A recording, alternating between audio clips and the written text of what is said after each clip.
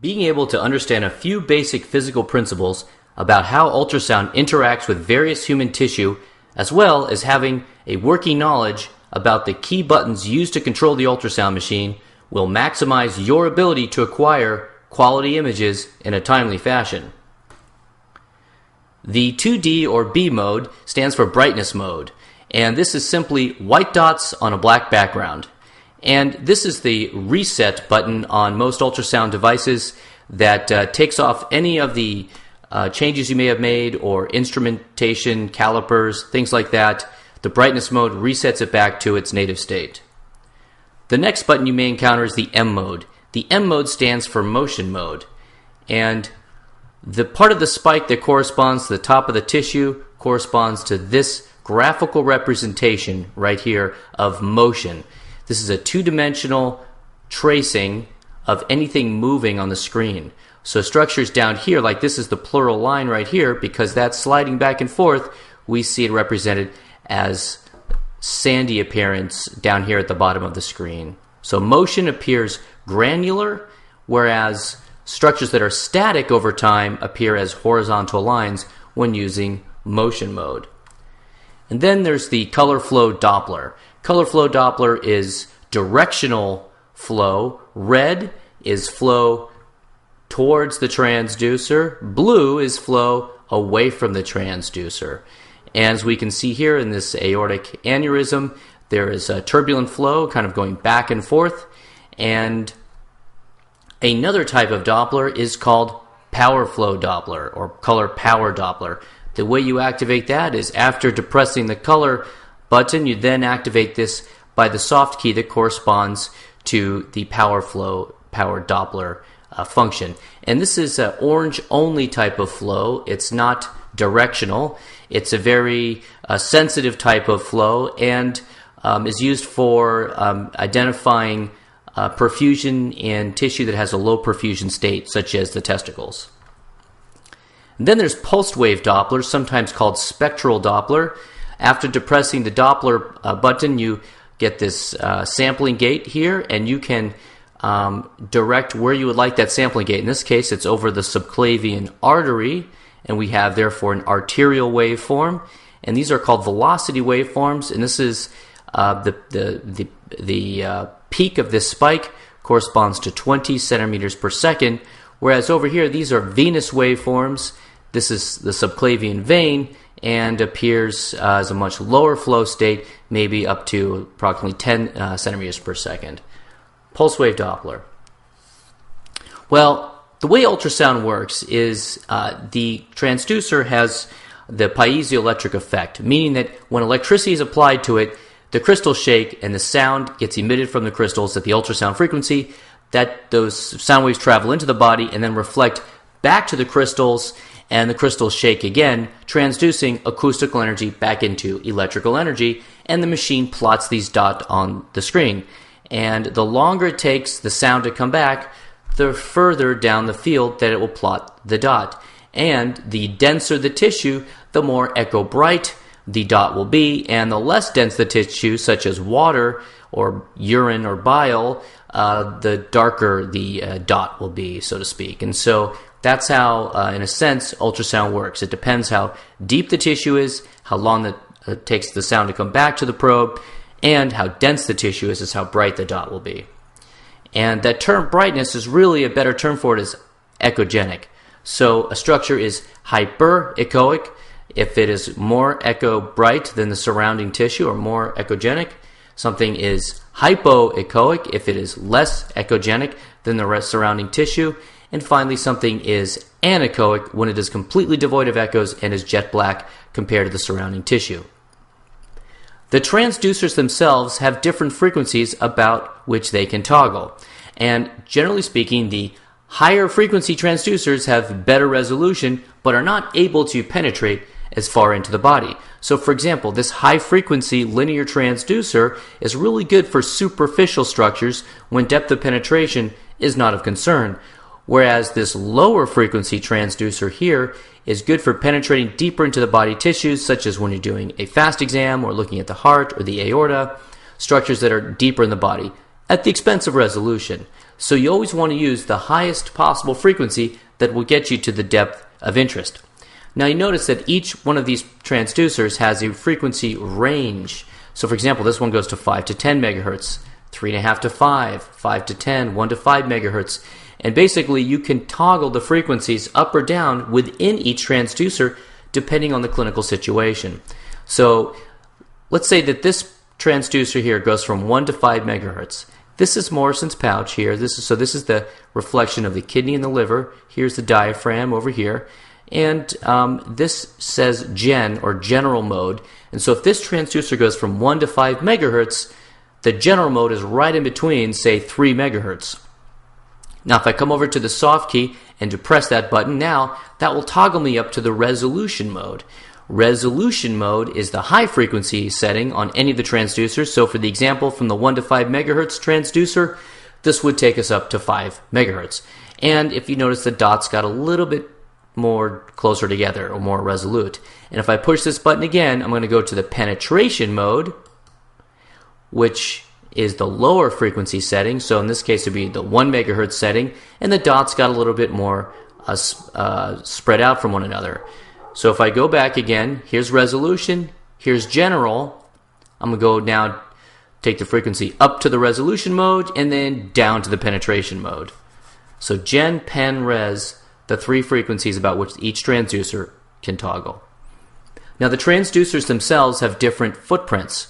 So for example, this is the C60. It stands for C stands for convex, and 60 the number of millimeters across its surface. Notice that with anytime you're working with an array, the edges of the image splay out from one another and you lose a little bit of lateral resolution. So it's important whenever working with an array transducer to try to center the structure that you're looking at down the center of the screen to take advantage of the fact that the scan lines are a little bit closer together. Now it's not so much of a problem with the C60, but when you get to the phased array transducers where all the sound comes from a single source, then the edges splay out from one another a little more, and you really need to focus a little bit more about getting the structure you're looking at down the center of the screen. Now the advantage to this P21, 21 being the number of millimeters across its surface, short footprint probe, is that now I can get between the ribs. So in other words, I can see from the diaphragm superiorly all the way through the lower pole of the kidney inferiorly when looking at Morrison's pouch using this small footprint probe getting between the ribs. Then there's the linear probe. The linear probes, it's the same resolution all the way across. The scan lines are separated equally, and there's no array of the sound being splayed out from itself on the edges. And so you get the same resolution all the way across. And the linear probe, this is the linear L38 we're looking at here, and they come in all different sizes, L25s, L51s, just depending on what your specific needs are. Again, these tend to be high-frequency transducers, good for structures in the near field. But each transducer has an indicator on it, no matter which transducer you're using on any kind of machine. You got to try to locate the indicator, because the indicator has a standard in this country.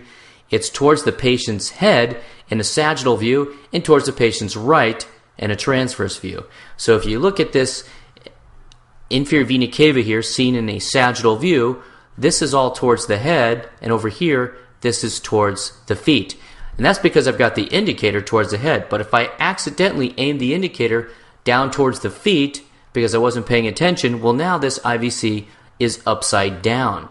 And when that IVC is upside down, while you can still interpret it, it's an upside down image and goes against the convention in the United States. And over time, that appearance should feel like fingernails on a chalkboard to you. So I'm going to turn it back right now because that's having that effect on me now.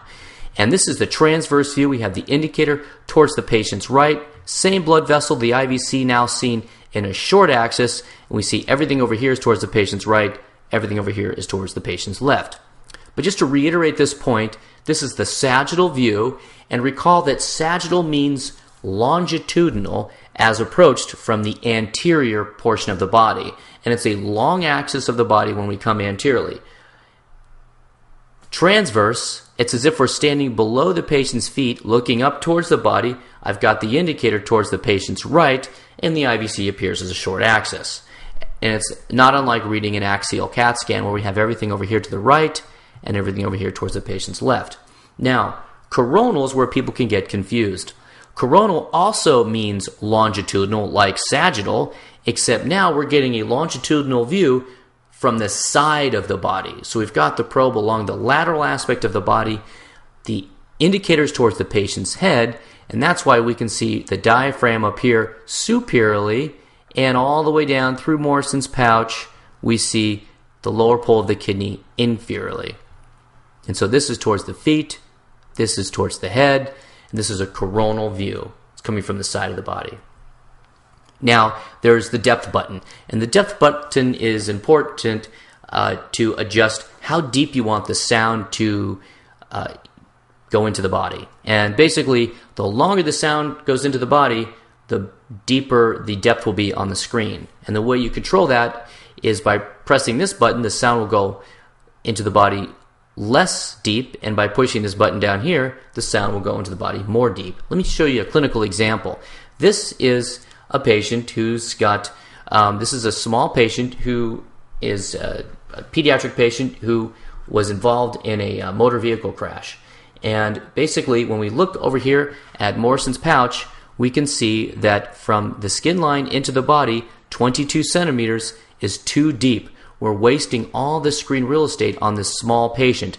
So what we need to do is come over here and depress the shallower button, and that takes us to 18 centimeters. Well, now Morrison's pouch takes up a lot more space on the screen. We're not wasting so much real estate down here.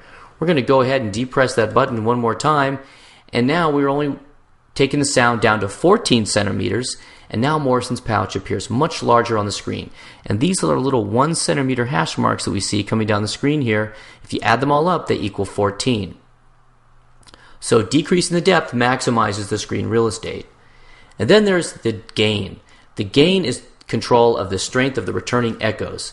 And it's common for novices to want to overgain the image, so just resist that temptation, and especially in an overly lit room.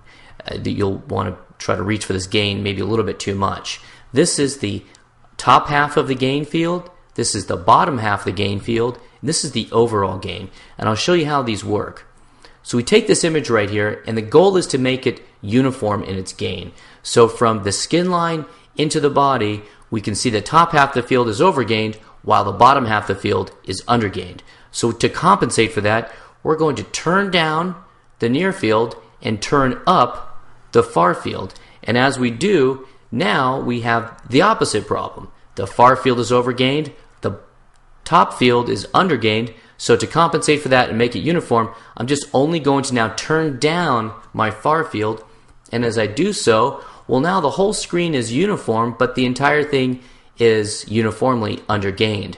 So what I'm going to need to do is uniformly increase that amount of gain, and as I do, now I went a little too far. You see the whole field is overgained, and you're starting to lose information here where I'm looking for anechoic fluid in Morrison's pouch between the liver and the kidney.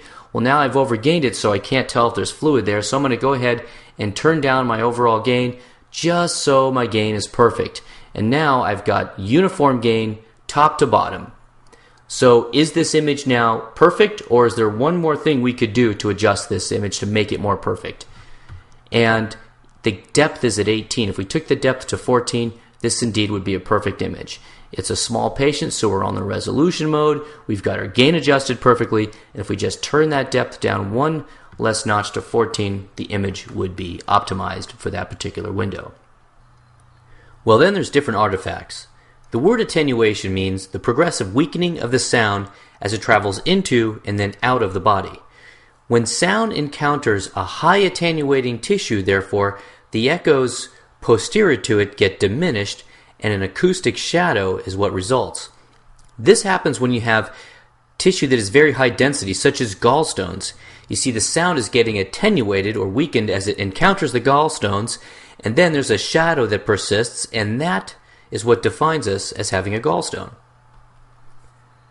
Sometimes sound can travel through an organ very easily, such as fluid or water or the urinary bladder. See, when sound encounters this low attenuating tissue, well, then the echoes behind it get enhanced posteriorly, and that's the reason why we use the bladder as an acoustic window to visualize structures behind it. See, in this example here, we can see the anechoic bladder is, as appears basically black on the screen, and structures behind it have posterior acoustic enhancement.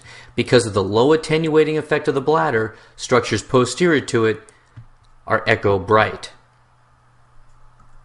Then there's gas. Gas is the true enemy of ultrasound. When sound encounters gas, it gets scattered everywhere, and you lose the ability to really process the image and make any meaningful interpretation of it.